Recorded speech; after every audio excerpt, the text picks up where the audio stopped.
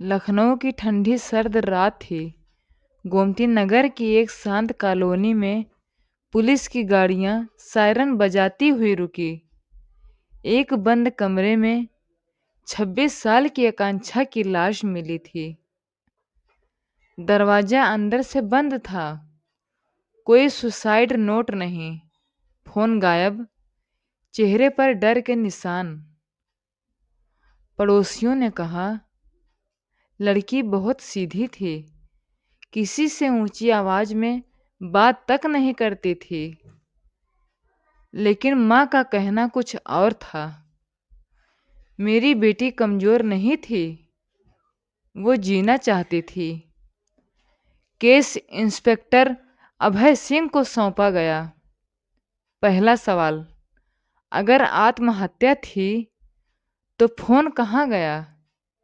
जांच में पता चला आकांक्षा पिछले कुछ महीनों से परेशान थी। ऑफिस में एक सीनियर उस पर दबाव बना रहा था। शिकायत करना चाहती थी लेकिन डरती थी। एक व्हाट्सएप चैट मिली, अगर तुमने किसी को बताया तो अंजाम बुरा होगा।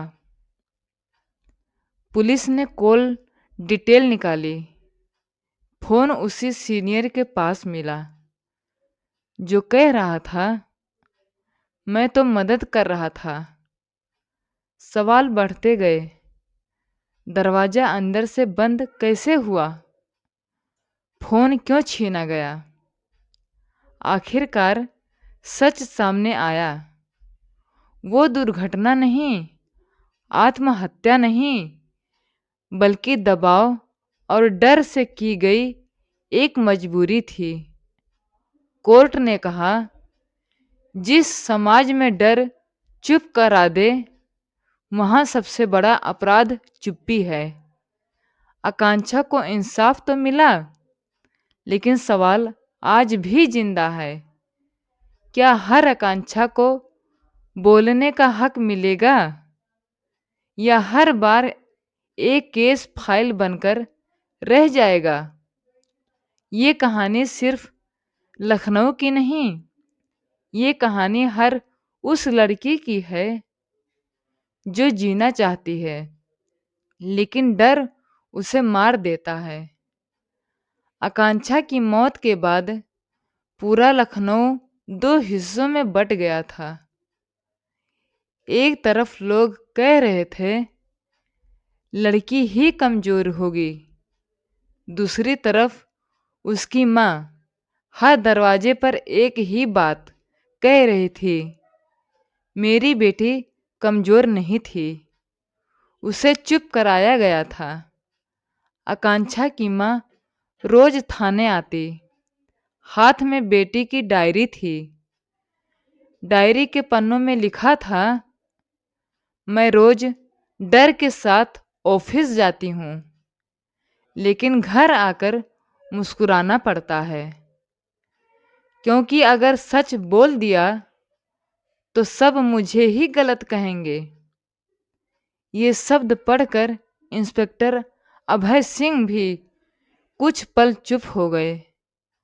ऑफिस के लोग बयान देने आए। सबने एक ही लाइन बोली, हमने कुछ नहीं देखा, कुछ नहीं सुना।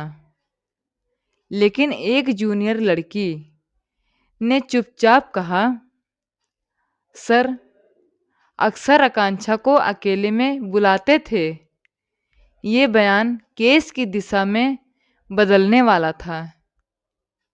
पुलिस ने चैट्स रिकवर की। एक वॉइस नोट मिला, ज्यादा होशियार मत दिखाओ, तुम्हारा करियर भी है, परिवार भी।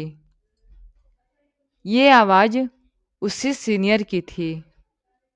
अब सवाल ये नहीं था कि आकांक्षा ने क्या किया,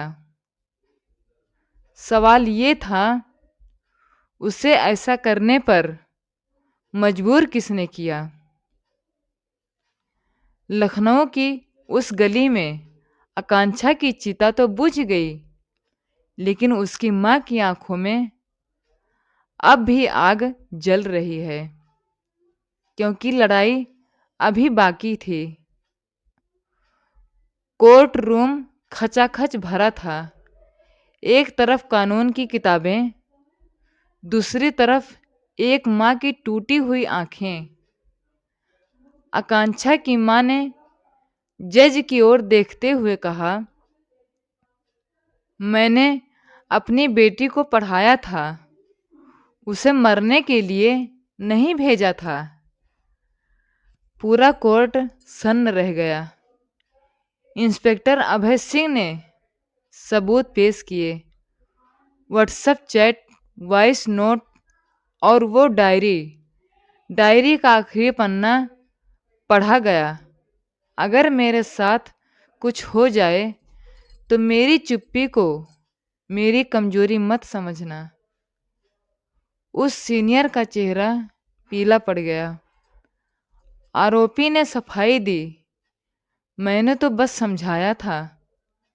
लेकिन जज ने सवाल किया, डर दिखाना समझाना नहीं होता।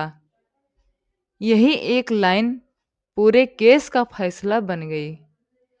कोर्ट ने कहा, आत्महत्या के लिए मजबूर करना भी एक हत्या के बराबर अपराध है। आरोपी को सजा सुनाई गई। आकांक्षा की माँ की आंखों में आंसू गिरे, लेकिन पहली बार उनमें सुकून था। लखनऊ की इस कहानी में इंसाफ तो मिल गया, लेकिन सवाल आज भी जिंदा है। क्या अगली आकांक्षा समय रहते बोल पाएंगी?